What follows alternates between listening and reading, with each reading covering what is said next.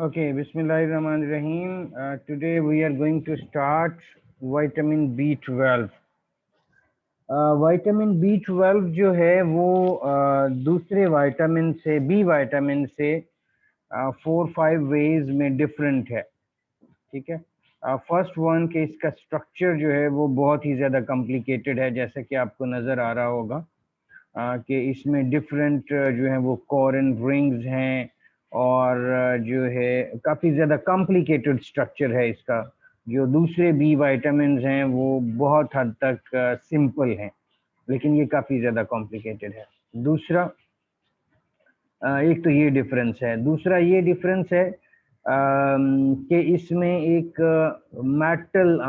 Metal भी जो है वो साथ अटैच होती है, कोबाल्ट CO+।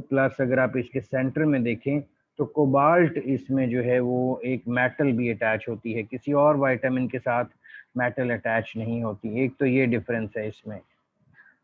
तीसरा इस लिहाज से डिफरेंस है कि विटामिन B12 जो है can not be produced by human being, can not be produced by plants and can not be produced by animals. ना एनिमल प्रोड्यूस कर सकते हैं इसको, ना प्लांट्स प्रोड्यूस कर सकते हैं। तो फिर ये कहाँ से आता है? इसको कुछ माइक्रो ऑर्गेनिज्म जो है वो प्रोड्यूस करते हैं। माइक्रो ऑर्गेनिजम्स जो हैं वो इनको प्रोड्यूस करते हैं और फिर ये डिफरेंट फूड में जो है वो नॉर्मली मौजूद होता है। यानी कि माइक्रो ऑर्गेनिज्म का प्रोड्यूस किया हुआ जो B12 है वही डिफरेंट फूड्स में अवेलेबल है, जैसा कि लेग्यूम्स पल्सेस में नाइट्रोजन फिक्सिंग बैक्टीरिया होते हैं, उनकी रूट्स में नोड्यूल्स होती हैं और उनमें नाइट्रोजन फिक्सिंग बैक्टीरिया होते हैं, तो वो कुछ प्रोड्यूस कर सकते हैं। सॉइल के अंदर जो माइक्रो ऑर्गेनिजम्स मौजूद हैं वो इसको प्रोड्यूस कर सकते हैं।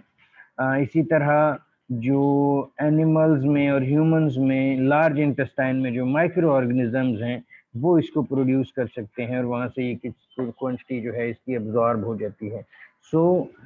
सिर्फ माइक्रो ऑर्गेनिज्म ही इसको प्रोड्यूस करते हैं, इसको प्लांट्स और एनिमल्स जो हैं वो प्रोड्यूस नहीं कर सकते। एक और ये दूसरे विटामिन से डिफरेंट है इस सेंस में कि ये वाहिद विटामिन है बी विटामिन या वाटर सोल्यूबल विटामिन जो कि हमारी बॉडी में स्टोर हो जाता है और इसके रिजर्वायर्स जो हैं वो सेवरल मंथ तक भी डिप्लीट नहीं होते। यानी कि इसकी डेफिशिएंसी जो है, अगर हमारी रिजर्वायर कंप्लीट हों, इनफ हों, तो फिर इसकी डेफिशिएंसी नॉर्मली नहीं होती, बहुत देर में जाके इसकी डेफिशिएंसी होती है। तो इस लिहाज से भी ये दूसरे विटामिन से जो है वो मुख्तलिफ है। एक और भी सेंस है इसकी डिफरेंशिएट होने की दूसरे विटामिन से, इसका जो डाइजेशन और अब्जॉर्प्शन का प्रोसेस है वो बहुत ही ज़्यादा कॉम्प्लिकेटेड है।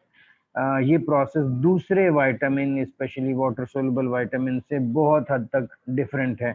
हमने वाटर सोल्यूबल विटामिन में डिस्कस किया कि सिंपल डिफ्यूजन के थ्रू जो है और अब जो है डिफरेंट बी विटामिन की जो है वो अब्जॉर्प्शन हो जाती है, लेकिन B12 के केस में ये प्रोसेस जो है वो काफ़ी हद तक कॉम्प्लिकेटेड होता है।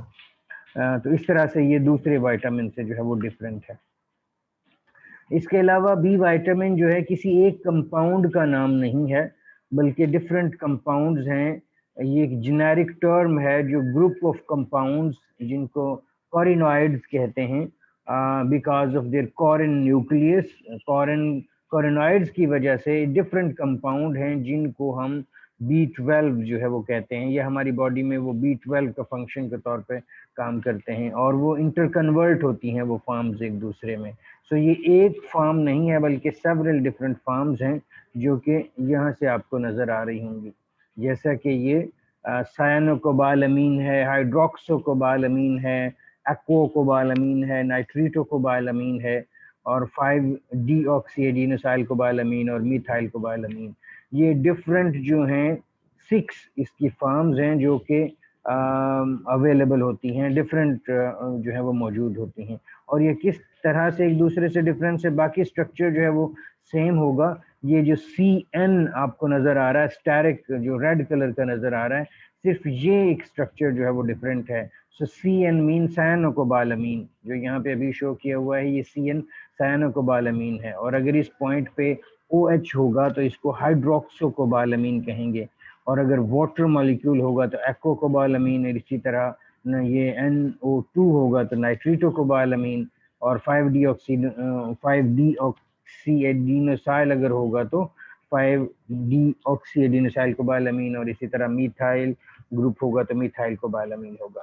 तो जस्ट एक सिंगल पॉइंट में फंक्शनल ग्रुप के चेंज होने से जो है ये कंपाउंड भी इस जो है वो चेंज हो जाता है। सो इसका मतलब हुआ कि ये कोई भी हम कंज्यूम करें तो ये हमारी बॉडी में इंटर कन्वर्ट हो जाते हैं, तो हम कोई भी फॉर्म इसकी जो है वो कंज्यूम कर सकते हैं।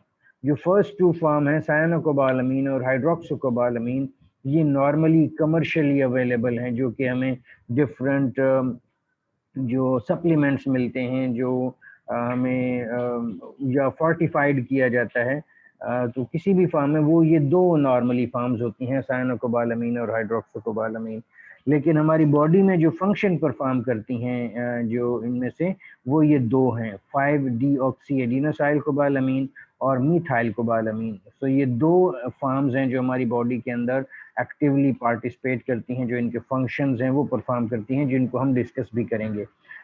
लेकिन ये जो बाकी फार्म्स हैं वो जो हैं कमर्शियली अवेलेबल फार्म्स हैं स्पेशली, और जो है जैसे ही हम इनको कंज्यूम करेंगे तो जिस फार्म की भी हमारी बॉडी को ज़रूरत होगी ये उसमें कन्वर्ट हो जाएगा। सो इस लिहाज से ये एक दूसरे से जो है वो डिफरेंट है।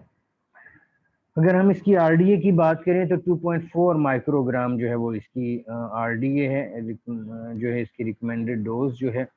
और ये डिफरेंट सोर्सेज इसके मेंशन किए गए हैं। इसमें अगर आप देखें तो मीट और डेयरी प्रोडक्ट्स, मीट प्रोडक्ट्स वो इसके एक रीजनेबल सोर्स हैं।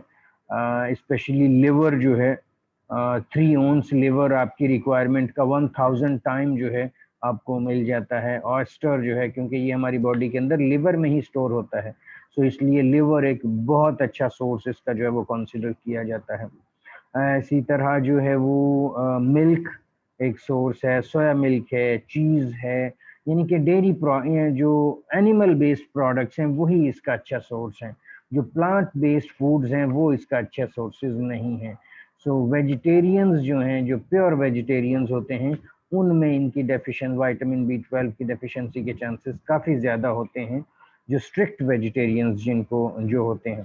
तो क्योंकि वेजिटेबल जो हैं ये उसमें ये बिल्कुल मौजूद नहीं होता।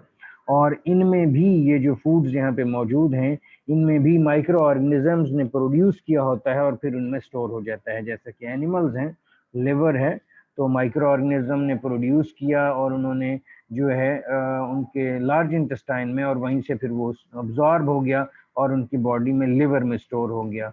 और या जो है डिफरेंट बॉडी पार्ट्स में भी ये जो है वो स्टोर होता है, लेकिन मैक्सिमम जो स्टोरेज है वो लिवर के अंदर ही होती है। तो इसीलिए लिवर जो है वो इसका एक एक्सीलेंट सोर्स कंसिडर किया जाता है। ठीक हो गया। सो ये इसकी आरडीए है, जस्ट 2.4 माइक्रोग्राम पर डे ये जो है वो रिक्वायर होता है। बहुत ही माइन्यूट सी क्वांटिटी है, लेकिन जो है फिर भी इसकी डेफिशिएंसी के चांसेस होते हैं कुछ लोगों में। ओके, ये सोर्सेज हमने डिस्कस किए, और ये इसकी डाइजेशन और अब्जॉर्प्शन का प्रोसेस है, ठीक है, जो कि लिटिल बिट कॉम्प्लिकेटेड है as compare to other B vitamin.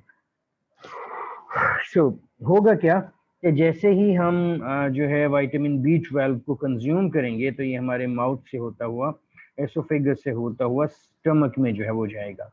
और स्टमक में जो है ये B12 जो है जैसे ही स्टमक के अंदर पहुंचेगा तो स्टमक की ब्रश बॉर्डर से एक प्रोटीन जो है वो प्रोड्यूस होती है, जिसको हम आर प्रोटीन्स कहते हैं। और वो प्रोटीन इसके साथ एक कॉम्प्लेक्स बना देगी, और उस कॉम्प्लेक्स को हम कहेंगे B12R प्रोटीन कॉम्प्लेक्स। ये जैसा कि यहाँ पे आपको कर्सर नजर आ रहा है, तो B12R प्रोटीन कॉम्प्लेक्स जो है वो बन जाता है। लेकिन ये कॉम्प्लेक्स जो है उसी केस में बनेगा जब स्टमक की पीएच जो है वो लो होगी। आपको पता है कि स्टमक की पीएच 1 to 2 के दरमियान में होती है। तो ये आर प्रोटीन्स और B12 का जो कॉम्प्लेक्स है सिर्फ उसी केस में डेवलप होगा अगर जो है लो पीएच होगी। ठीक हो गया। सो लो पीएच में ये कॉम्प्लेक्स बन जाएगा। ये कॉम्प्लेक्स जो है वो इसी तरह स्टमक में जो है वो रहेगा, B12R कॉम्प्लेक्स। और जैसे ही हमारी फूड जो है वो स्मॉल इंटेस्टाइन में पहुंचेगी, तो स्मॉल इंटेस्टाइन में जैसे ही पीएच इंक्रीज होगी, तो इंक्रीज होने से ये बॉन्ड दोबारा से ब्रेक हो जाएगा और ये जो है B12 सेपरेट हो जाएगा और आर प्रोटीन जो है वो सेपरेट हो जाएंगे। ओके, जैसे ही ये सेपरेट होंगे तो वहीं पे एक जो है वो फैक्टर्स होते हैं, ये भी असल में प्रोटीन्स ही होती हैं, जिनको हम इंट्रिंसिक फैक्टर्स कहते हैं, IF इंट्रिंसिक फैक्टर्स। ये भी हमारे स्टमक की जो वॉल है वहीं से इंट्रिंसिक फैक्टर्स जो हैं वो प्रोड्यूस होते हैं। और ये लेकिन इनकी कैरेक्टरिस्टिक ये है कि ये B12 के साथ उस वक्त बॉन्ड बनाएंगे जब उसकी पीएच जो है वो लो नहीं होगी बल्कि हायर होगी। सो जैसे ही ये स्मॉल इंटेस्टाइन में फूड आपकी पहुंचेगी, विटामिन B12 पहुंचेगा, तो आर प्रोटीन का जो कॉम्प्लेक्स बना हुआ था वो ब्रेक हो जाएगा हायर पीएच की वजह से, और इंट्रिंसिक फैक्टर जो है इसके साथ एक बॉन्ड बना लेगा, तो उसको कॉम्प्लेक्स को हम कहेंगे B12 इंट्रिंसिक फैक्टर कॉम्प्लेक्स। ठीक हो गया। तो यहाँ भी ये इम्पोर्टेंट ये चीज़ है कि इसके लिए हायर पीएच होगी जो कि हमारे स्मॉल इंटेस्टाइन में होती है, तो फिर ही ये कॉम्प्लेक्स बनेगा। सो अगर एसिड की ज़्यादा प्रोडक्शन हो रही है तो फिर क्या होगा, ये इंट्रिंसिक फैक्टर बॉन्ड नहीं बनाएगा, तो ये कॉम्प्लेक्स नहीं बनेगा। तो इस तरह से जैसे ही ये B12 और इंट्रिंसिक फैक्टर जो है वो intestinal cell in the ileum वहाँ पे पहुँचेंगे, तो वहाँ पे इनके रिसेप्टर्स जो हैं वो मौजूद होते हैं। और just a minute, okay. So intrinsic factors जो हैं वो जो है रिसेप्टर्स मौजूद होते हैं, जो कि जिनको हम कहते हैं ileal B12 intrinsic factor receptors. ये रिसेप्टर्स जो हैं इससे ये कॉम्प्लेक्स यानी कि B12 और इंट्रिंसिक फैक्टर का जो कॉम्प्लेक्स है वो स्मॉल इंटेस्टाइन के अंदर चला जाएगा, और स्मॉल इंटेस्टाइन से होता हुआ फिर जो है ये ब्लड में चला जाएगा, और ब्लड में स्पेसिफिक प्रोटीन ट्रांसकोबाल जो है प्रोटीन के स्पेसिफिक प्रोटीन्स हैं जो इसको कैरी जो है वो करती हैं, और जो है ये इस तरह ब्लड स्ट्रीम में होता हुआ लिवर में पहुंच जाएगा, और लिवर में जो है जाके स्टोर होगा, और डिफरेंट बॉडी पार्ट्स में जो है वो इसके साथ साथ डिस्ट्रीब्यूट हो जाएगा। सो ये इसका जो है वो प्रोसेस है जिसकी मदद से ये अब्जॉर्प्शन इसकी जो है वो होती है। अगर इस प्रोसेस को आप माइंड में रखें तो बहुत सारे ऐसे फैक्टर्स हैं जो कि अफेक्ट करते हैं विटामिन B12 की अब्जॉर्प्शन को, और वो कौन कौन से फैक्टर्स हो सकते हैं? वो फैक्टर हैं कि अगर आर प्रोटीन प्रॉपरली सिंथेसाइज न हो रही हो तो विटामिन B12 की अब्जॉर्प्शन नहीं होगी। ठीक है, एक पॉइंट। दूसरा पॉइंट ये कि अगर इंट्रिंसिक फैक्टर जो है वो प्रॉपरली प्रोड्यूस ना हो रहे हों तो फिर भी इसकी जो है वो अब्जॉर्प्शन नहीं होगी, और ये होता भी है स्पेसिफिक इंडिविजुअल्स जैसा कि जिनमें जो है कोई प्रॉब्लम हो, कोई जेनेटिक प्रॉब्लम्स हो, और intrinsic factor sorry intrinsic factor produce ना हो तो जो है इसकी एब्जॉर्प्शन नहीं होती। तो दो ये पॉइंट है, आर प्रोटीन की प्रोडक्शन ना हो रही हो, इंट्रिंसिक फैक्टर की प्रोडक्शन ना हो रही हो, तो इसकी एब्जॉर्प्शन नहीं होगी। दूसरा कि अगर जो है लो पीएच हो स्टमक में, बहुत ज्यादा एसिड प्रोड्यूस हो जाए, एसिडिटी जिस तरह हो जाती है, बहुत ज्यादा एसिड प्रोड्यूस हो जाए, तो फिर भी जो है इसकी प्रॉपर अब्जॉर्प्शन जो है वो नहीं होती, जिसकी वजह से अगर बहुत ज़्यादा लो पीएच होगी, 1 से भी अगर बिलो पीएच चली जाती है, तो फिर इतना यहाँ पे न्यूट्रलाइजर जो है वो अवेलेबल नहीं होंगे कि पीएच दोबारा से इंक्रीज कर सके। तो लो पीएच रहने की वजह से जो B12 और आर प्रोटीन का कॉम्प्लेक्स है वो एज सच रहेगा, और इंट्रिंसिक फैक्टर उसके साथ बाइंड नहीं कर सकेगा। तो स्टमक में बहुत ज़्यादा लो पीएच हो जाए या लो पीएच ना हो, जैसे कि हम एंटी एसिड्स लेते हैं तो उससे पीएच ज़्यादा लो नहीं होती, और अगर पीएच लो नहीं होगी तो B12 और आर प्रोटीन का कॉम्प्लेक्स भी जो है वो नहीं बनेगा। सो पीएच की डिस्टरबेंस हो ड्यू टू एनी रीज़न, या फॉर एग्जांपल जैसा कि गैस्ट्रिक अल्सर के केस में होता है, जो कि हेलिकोबैक्टर पाइलोरी की वजह से होता है, जिसमें बहुत ज़्यादा जो है वो लो पीएच हो जाए, या स्टमक की जो लाइनिंग है वो डिस्टर्ब हो जाए, और स्टमक की लाइनिंग डिस्टर्ब होने से आर प्रोटीन या इंट्रिंसिक फैक्टर प्रोड्यूस ना हो रहे हों, या पीएच की जो नॉर्मल है वो डिस्टर्ब हो जाए, तो ये तमाम वो फैक्टर्स होंगे जिसकी वजह से जो है इसकी एब्जॉर्प्शन के कम होने के चांसेस हैं। इसके अलावा जो है और क्या फैक्टर्स हैं कि जैसे कि टेप वॉर्म इन्फेस्टेशन, जैसे कि छोटे बच्चे होते हैं उनके टेप वॉर्म्स उनके जो है वो इंटेस्टाइन में बन जाते हैं, तो उससे भी इसकी एब्जॉर्प्शन जो है वो अफेक्ट होती है। इसी तरह जो है सीबो एक कंडीशन होती है, small intestinal bacterial overgrowth, small intestinal bacterial overgrowth, तो उस केस में भी जो है इसकी एब्जॉर्प्शन जो है वो कम हो जाती है। या एक और कंडीशन होती है कि अगर बहुत ज़्यादा ओबीस जो पीपल हों, तो उसमें जो है स्टमक, उसको जो है वो गैस्ट्रेक्टमी के थ्रू जो है वो रिमूव कर दिया जाता है, कुछ पार्ट को या सारे को, तो उससे भी B12 की एब्जॉर्प्शन जो है वो सिग्निफिकेंटली इफेक्ट होती है। तो ये वो फैक्टर्स हैं जो कि शायद इसमें मेंशन भी किए गए हैं। The absence of or defective synthesis of R protein, pancreatic proteases और intrinsic factor, इनमें किसी में भी जो है वो कुछ प्रॉब्लम हो तो जो है B12 की प्रॉपर अब्जॉर्प्शन नहीं होती। Defective binding of intrinsic factor with B12 complex to receptor cells in the ileum, अगर इंट्रिंसिक फैक्टर और B12 की जो है वो बॉन्ड प्रॉपर ना बने, बाइंडिंग प्रॉपर ना हो, तो फिर भी एब्जॉर्प्शन अफेक्ट हो जाती है। absence or surgical removal of much or all of the ileum and stomach, gastrectomy जिसको कहा जाता है, तो उस कंडीशन में भी ये प्रॉब्लम हो सकती है। इलियम की कोई डिजीज हो, क्रोन्स डिजीज है, सिलिक डिजीज है, इस तरह के प्रॉब्लम जो होते हैं उसमें भी इसकी एब्जॉर्प्शन जो है वो अफेक्ट होती है। SIBO, small intestinal bacterial overgrowth, जिसमें माइक्रो ऑर्गेनिज्म एक लिमिट से ज़्यादा जो है वो ग्रो कर जाते हैं स्मॉल इंटेस्टाइन में, तो वो भी एक ऐसा पॉइंट है जिसमें जो है वो इसकी एब्जॉर्प्शन जो है वो अफेक्ट हो जाती है। टेप वॉर्म इन्फेस्टेशन में भी इसकी जो है वो अफेक्ट होती है। इसी तरह use of certain anti reflex medications that reduce acid production, acid production जिसकी वजह से अफेक्ट होती है, तो ऐसी जो हम एंटी रिफ्लेक्स मेडिकेशंस लेते हैं तो उसके रिजल्ट में भी B12 की एब्जॉर्प्शन जो है वो अफेक्ट होती है। इसी तरह कुछ मेडिकेशन जैसे कि मेटफॉर्मिन, जो कि to lower blood sugar level के लिए डायबिटिक पेशेंट जो हैं वो यूज करते हैं, तो मेटफॉर्मिन जो है वो भी इंटरेक्ट करती है B12 के साथ, जिसको हम न्यूट्रिएंट ड्रग इंट्रैक्शन कहते हैं। ये भी एक कोर्स है जो शायद आप 7th या 8th सेमेस्टर में डिटेल से पढ़ेंगे। सो न्यूट्रिएंट ड्रग इंट्रैक्शन के रिजल्ट में मेटफॉर्मिन की वजह से जो है इसकी एब्जॉर्प्शन जो है वो कम हो सकती है। Chronic malabsorption syndrome as में occur with various GI disorders, gastrointestinal problems में कोई भी प्रॉब्लम हो तो उसकी वजह से जो है वो इसकी एब्जॉर्प्शन कम हो जाती है। Atrophic gastritis which decreases the production of HCl and digestive enzymes, उस केस में भी यानी कि HCl की प्रोडक्शन हो तो उससे भी ये जो है वो अफेक्ट हो जाता है।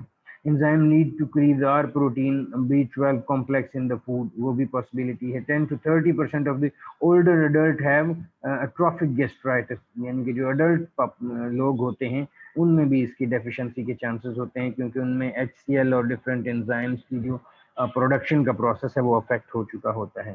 तो ये वो तमाम फैक्टर्स हैं जो कि विटामिन B12 की प्रोडक्शन को अफेक्ट करते हैं हमारी बॉडी के अंदर। ओके, यहाँ तक कोई क्वेश्चन? जी बच्चों, यहाँ तक अगर कोई क्वेश्चन है तो आप कर सकते हैं, या हम इसके फंक्शंस की तरफ आ जाएं। सर, आर प्रोटीन के साथ कॉम्प्लेक्स फॉर्मेशन का क्या पर्पस है स्टमक में? ये जो दोनों पर्पसेस हैं आर प्रोटीन और जो इंट्रिंसिक फैक्टर के साथ, ताकि विटामिन B12 जो है सेफली जो है हमारे गैस्ट्रोइंटेस्टाइनल ट्रैक्ट से पास होता हुआ स्मॉल इंटेस्टाइन में पहुंचे और वहां पे इसकी एब्जॉर्प्शन हो जाए। क्योंकि अगर जो है ये इसको बाइंड नहीं करेंगे और ये इसको कैरी करके ले, यही समझ लें कि ये इसके कैरियर के तौर पे यूज होते हैं, क्योंकि अगर ये इसको कैरी नहीं करेंगे तो ये हो सकता है जो है हायर पीएच की वजह से ब्रेक डाउन हो जाए इसकी, और फिर जो है ये यूजेबल ना हो। तो नेचर ने इस तरह का मैकेनिज्म दिया है कि ये आर प्रोटीन और इंट्रिंसिक फैक्टर इसको कैरी करने के लिए जो है वो हेल्प करती हैं ताकि जो है ये सेफली स्मॉल इंटेस्टाइन तक पहुंचे और वहाँ पे इसकी एब्जॉर्प्शन हो। तो इस पर्पस के लिए इसको जो है वो नेचर ने ये सिस्टम दिया हुआ है। और कोई क्वेश्चन बच्चे? ओके, हम इसके फंक्शंस की तरफ आते हैं। विटामिन B12 के मेनली जो हैं वो दो इम्पोर्टेंट फंक्शंस हैं, ठीक हो गया। एक तो ये फंक्शन है कि ये फॉलिक एसिड जो है उसको एक्टिव फॉर्म में लेके आता है, फॉलिक एसिड को एक्टिवेट करवाता है, और दूसरा होमोसिस्टीन के लेवल को मेंटेन करता है हमारी बॉडी के अंदर, ठीक हो गया। सो दो ही इसके इम्पोर्टेंट फंक्शंस है जो यहाँ पे मेंशन किए हुए हैं। सो हम इसको यहाँ से देख लेते हैं कि 5-methyl टेट्राहाइड्रोफोलिक एसिड ये एक कंपाउंड है और ये कोबालामीन है। कोबालामीन जो है वो इनएक्टिव फॉर्म है, ठीक हो गया। कोबालामीन इनएक्टिव फॉर्म है और मिथाइल कोबालामीन जो है वो एक्टिव फॉर्म है। इसी तरह 5-methyl tetrahydrofolic acid inactive form है और टेट्राहाइड्रोफोलिक एसिड जो है वो एक्टिव फॉर्म है। तो होगा क्या कि यहाँ पे ये 5-methyl ये जो फॉलिक एसिड, इसको हम फॉलिक एसिड में नेक्स्ट भी डिटेल से डिस्कस करेंगे। जस्ट अभी यही समझ लें कि 5-methyl टेट्राहाइड्रोफोलेट जो है, ये टेट्राहाइड्रोफोलिक एसिड जो है वो एक मेटाबोलाइट है जो कि फॉलिक एसिड के मेटाबॉलिज्म के रिजल्ट में प्रोड्यूस होता है। सो 5-methyl टेट्राहाइड्रोफोलिक एसिड एक इनएक्टिव फॉर्म है और ये उस वक्त एक्टिव फॉर्म में कन्वर्ट होगी जब इससे मिथाइल जो है वो रिमूव हो जाएगा। सो जब ये इससे मिथाइल रिमूव हो जाएगा तो ये टेट्राहाइड्रोफोलिक एसिड में कन्वर्ट हो जाएगा और ये मिथाइल कहाँ जाएगा, ये कोबालामीन के साथ अटैच हो जाएगा और कोबालामीन जो है वो मिथाइल कोबालामीन में कन्वर्ट हो जाएगा। सो इस तरह से इस एक रिएक्शन में, इस एक स्टेप में टेट्राहाइड्रोफोलिक एसिड और कोबालामीन यानी कि मिथाइल कोबालामीन जो हैं वो दोनों एक्टिव फॉर्म में आ रहे हैं, ठीक हो गया। सो ये आप कह सकते हैं कि एक दूसरे की एक्टिवेशन के लिए B12 और फॉलिक एसिड आपस में इंटरेक्ट करते हैं, और अगर जो है B12 की डेफिशिएंसी होगी तो फॉलिक एसिड भी एक्टिव फॉर्म में नहीं आएगा, और अगर फॉलिक एसिड नहीं होगा तो B12 भी एक्टिव फॉर्म में नहीं आएगा। तो इस तरह से ये दोनों एक दूसरे पे डिपेंड करते हैं, डिपेंडेंट हैं एक दूसरे पे, ठीक हो गया। तो टेट्राहाइड्रोफोलिक एसिड जो है वो प्रोड्यूस होगा, एक्टिव फॉर्म होगी, और ये फॉलिक एसिड के जो फंक्शंस हैं जिनको हम बाद में डिस्कस करेंगे वो परफॉर्म करेगा। और ये इसी तरह कोबालामीन जो है वो मिथाइल कोबालामीन में कन्वर्ट होगा और ये इसकी एक्टिव फॉर्म जो है वो बन जाएगी, ठीक हो गया। ये जो मिथाइल कोबालामीन है ये मैथ्योनिन सिंथेज, ये एक ऐसा एंजाइम है जो कि कोबालामीन डिपेंडेंट है, यानी कि B12 डिपेंडेंट है। तो ये मिथाइल कोबालामीन जो है मैथ्योनिन सिंथेज इसको यूज करेगा और दोबारा कोबालामीन में कन्वर्ट कर देगा, यानी कि ये जो मिथाइल ग्रुप है वो मेथियोनिन सिंथेज की तरफ चला जाएगा। और ये मेथियोनिन सिंथेज क्या करता है, ये होमोसिस्टीन को मेथियोनिन में कन्वर्ट करता है। मेथियोनिन क्या है, एक जो है वो आपको पता है कि एक अमीनो एसिड है। सो होमोसिस्टीन को मेथियोनिन में कन्वर्ट करने के लिए ये मेथियोनिन सिंथेज है, और ये जो एंजाइम है दैट इज मिथाइल कोबालामीन डिपेंडेंट। ये बेसिकली दोनों फंक्शंस हैं जो कि हमारी बॉडी में परफॉर्म हो रहे होते हैं, और जो है फॉलिक एसिड और B12 और होमोसिस्टीन ये तीनों आपस में इस फंक्शन के थ्रू कनेक्टेड होते हैं। इसी को यहाँ भी एक्सप्लेन जो है वो किया गया है, जैसा कि ये 5-methyl टेट्राहाइड्रोफोलिक एसिड ये कन्वर्ट होगा टेट्राहाइड्रोफोलिक एसिड में, ठीक हो गया। और टेट्राहाइड्रोफोलिक एसिड जो है फिर दोबारा जो है एक साइकिल में आ जाएगा और इस तरह से ये इसका साइकिल चलता रहेगा। तो ये इसका जो मिथाइल ग्रुप है 5-methyl टेट्राहाइड्रोफोलिक एसिड का, ये कोबालामीन को मिलेगा और कोबालामीन मिथाइल कोबालामीन में कन्वर्ट हो जाएगा। ये मिथाइल कोबालामीन जो है मैथ्योनिन सिंथेज या इसको कहते हैं होमोसिस्टीन मिथाइल ट्रांसफेरेज, यानी कि ये मिथाइल ग्रुप जो है होमोसिस्टीन को मिल जाएगा और होमोसिस्टीन जो है वो मैथ्योनिन में कन्वर्ट हो जाएगा, और मैथ्योनिन से फिर ये एस जो है एडिनोसाइल मैथ्योनिन, और ये इस तरह से ये साइकिल चलता रहेगा। तो ये तीनों साइकिल जो हैं इस तरह से एक दूसरे के साथ इंटरकनेक्टेड हैं कि होमोसिस्टीन, कोबालामीन, मिथाइल कोबालामीन, और ये इस तरह से और जो फॉलिक एसिड हैं ये साइकिल में चलते रहते हैं और फिर अपना जो है वो फंक्शन परफॉर्म करते रहते हैं। ये होमोसिस्टीन जो है ये हमारी बॉडी में काफ़ी ज़्यादा प्रॉब्लम जो है वो क्रिएट करता है अगर इसका एलिवेटेड लेवल हो, अगर इसका लेवल हमारी बॉडी में इंक्रीज कर जाए होमोसिस्टीन का, तो ये कॉरोनरी डिजीजेस के लिए एक बायोमार्कर के तौर पे भी यूज होता है। कॉरोनरी आर्टरी डिजीज जो है उसको देखने के लिए कि अगर किसी को कोई कॉरोनरी आर्टरी डिजीज है तो उसके लिए जो है ये होमोसिस्टीन के लेवल को देख लिया जाता है। सो होमोसिस्टीन का लेवल कैसे मेंटेन होगा? जब B12 और फॉलिक एसिड का लेवल जो है वो प्रॉपर रहेगा। ठीक हो गया। So elevated homocysteine levels increase the risk for cardiovascular diseases. यहाँ पे एक स्टेटमेंट ये मेंशन की गई है, ये शायद है अमेरिकन डायटेटिक एसोसिएशन की तरफ से है या ये अमेरिकन हार्ट एसोसिएशन की तरफ से। So elevated plasma homocysteine concentration more than 15 micromole per liter associated with premature coronary artery disease. So ये जो है इसका इंक्रीज्ड लेवल हमारे हार्ट के लिए, हार्ट डिजीजेस के लिए रिस्पॉन्सिबल हो सकता है। तो इसका ये मतलब हुआ कि अगर फोलेट या B12 की डेफिशिएंसी होगी तो होमोसिस्टीन मैथियोनिन में कन्वर्ट नहीं होगा, ये प्रोसेस रुक जाएगा और होमोसिस्टीन का लेवल हमारी बॉडी में इंक्रीज कर जाएगा। तो जैसे ही इसका लेवल हमारी बॉडी में इंक्रीज करेगा तो ये हमारे लिए प्रॉब्लम क्रिएट कर सकता है। तो इसके लेवल को मेंटेन करने के लिए B12 का होना जो है वो लाजमी है। और यहाँ पे जो है वो मेंशन किया गया है इस डायग्राम में कि किस तरह से जो होमोसिस्टीन है वो कार्डियोवास्कुलर डिजीजेस या कोरोनरी आर्टरी डिजीज के लिए रिस्पॉन्सिबल होती है। So homocysteine injures the artery wall, जैसा कि ये वॉल यहाँ पे इंजर हो गई है होमोसिस्टीन की वजह से। फैटी एसिड सब्सटेंसेस अकामुलेट कर जाते हैं, फैटी एसिड अकामुलेट होंगे और इस तरह circulating immune cells known as monocytes rush to the site of injury causing inflammation. इसमें इन्फ्लेमेशन हो जाएगी और इन्फ्लेमेशन होने के साथ जो है ब्लड की सर्कुलेशन जो है यहाँ पे स्टॉप हो जाएगी। तो या उस ब्लड की सर्कुलेशन जो है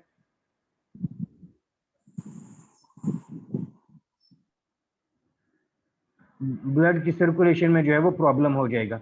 ठीक हो गया। सो इस तरह से होमोसिस्टीन का एक लेवल हमारी बॉडी में मेंटेन करना जो है वो लाजमी है और ये एज ए बायोमार्कर यूज होगा फॉर कॉरोनरी आर्टरी डिजीजेस और इसके लिए B12 का होना हमारी बॉडी में लाजमी है। इसके अलावा और भी दो फंक्शंस हैं, एक दो फंक्शंस हैं जो कि विटामिन B12 परफॉर्म करता है और उनमें क्या क्या हैं? Oxidation of carbon skeleton of methionine, threonine, isoleucine and are beta oxidation of fatty acid with odd number chain.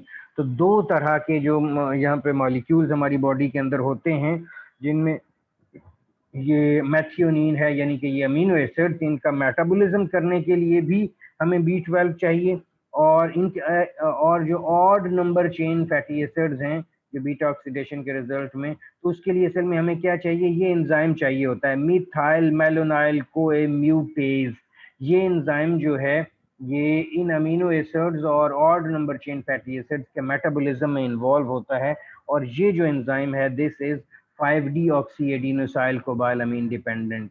जैसे मैंने आपको स्टार्ट में बताया था कि दो जो है फार्म्स जो B12 की हैं वो हमारी बॉडी में फंक्शनल होती हैं, एक है 5D ऑक्सी एडिनोसाइल कोबालामीन और एक मिथाइल कोबालामीन। तो यहाँ पे ये एक फार्म 5D ऑक्सी एडिनोसाइल कोबालामीन जो है वो अपना फंक्शन परफॉर्म कर रही है क्योंकि मिथाइल मेलोनाइल कोए म्यूटेज इसमें डिपेंडेंट है और इनमें जो है ये मिथाइल कोबालामीन अपना फंक्शन परफॉर्म कर रही है। तो इस तरह से ये दोनों फॉर्म्स जो हैं डिफरेंट फंक्शन जो हैं वो परफॉर्म करती हैं और ये छोटे से फंक्शंस हैं जो मैंने आपको बताया कि 2-3 फंक्शंस हैं जो B12 के हैं, लेकिन ये बहुत ही इम्पोर्टेंट हैं क्योंकि अगर और इसका सबसे इम्पोर्टेंट काम जो है वो फॉलिक एसिड को एक्टिवेशन फॉर्म में लेके आना है, होमोसिस्टीन लेवल को रिड्यूस करना है और ये जो सम अमीनो एसिड्स हैं और जो odd number chain fatty acids हैं इनका मेटाबॉलिज्म में ये इन्वॉल्व होता है।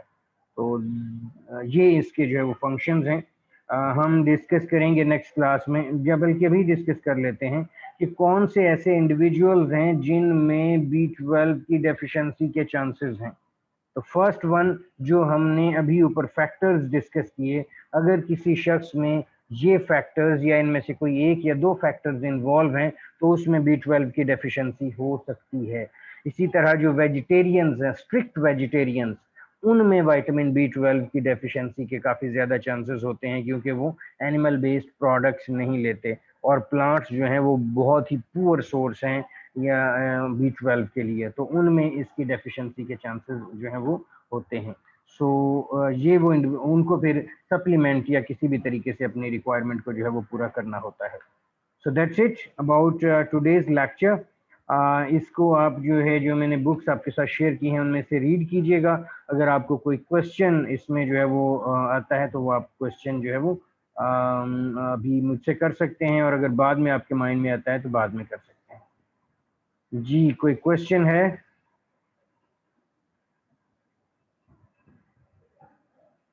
No sir.